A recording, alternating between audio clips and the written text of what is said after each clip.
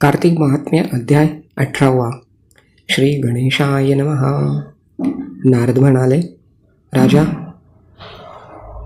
त्या पेरलेल्या बीजांपासून 3 वनस्पती आवळी, मालती व तुळशी अशा उत्पन्न झाल्या.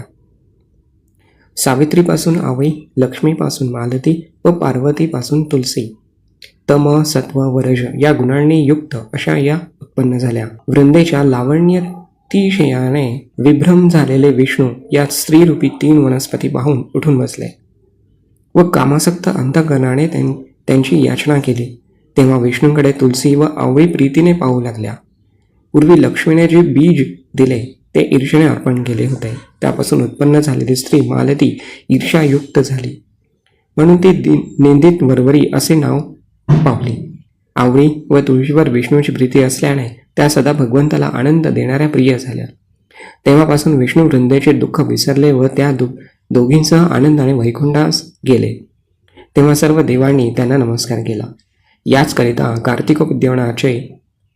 याचकरिता कार्तिकोद्यापनाचे वेळी तुळशीच्या खाली विष्णूची पूजा सांगितली.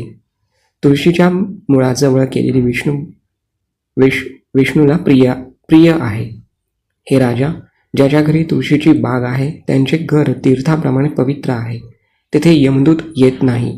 तुळशीची बाग सर्व पाप नाहीसे करणारी आहे, सर्व इच्छा पूर्ण करणारी आहे.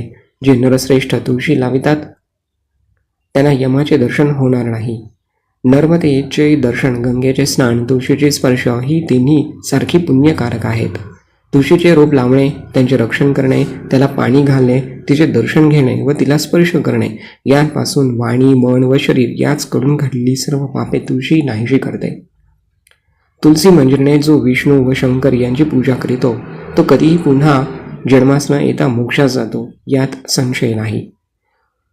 पुष्कर आदी करून सर्व तीर्थे, गंगाधिक सर्व नद्या व वासुदेवाधिक सर्व देव हे तुलसी वनामध्ये राहतात.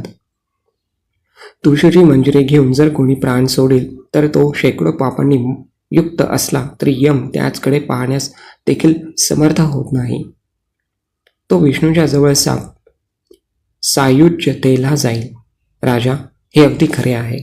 जो तुलसी काष्टाचे चंदन धारण करीतो त्याने पाप केले तरी त्याच्या देहाला शिवणार नाही. तुळशीच्या झाडांची सावली जेथे जेथे असेल तेथे श्राद्ध करावे, म्हणजे पितरांना दिलेले अक्षय्य होते.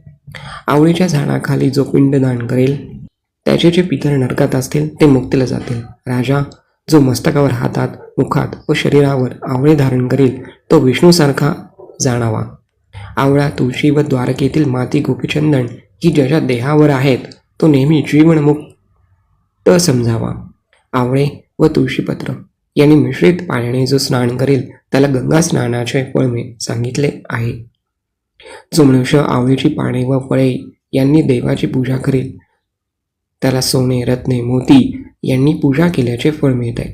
सर्व तीर्थे, ऋषी, देव, यज्ञ हे सर्व कार्तिक मासी तुळा राशीस सूर्य असता आवळीमध्ये सर्व काळ असतात.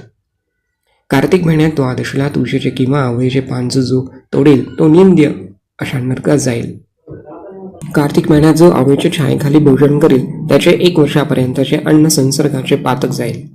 जो कार्तिक मासी आवळीच्या मुळापाशी विष्णूची पूजा करेल त्याला सर्व क्षेत्रात विष्णूची पूजा केल्याचे पुण्य मिळेल. जसे विष्णूचे महात्म्य वर्णन करण्यास ब्रह्मदेव समर्थ नाही, तसे आवळी व तुळशी यांचे महात्म्यही वर्णन करण्यास तो समर्थ नाही. जो मनुष्य आवळी व तुळशी यांचे उत्पत्तीचे कारण ऐकेल व दुसऱ्याला ऐकवेल त्याचे सर्व पापे नाहीशी होऊन उत्तम विमानात पूर्वजांसह बसून स्वर्गात जातो.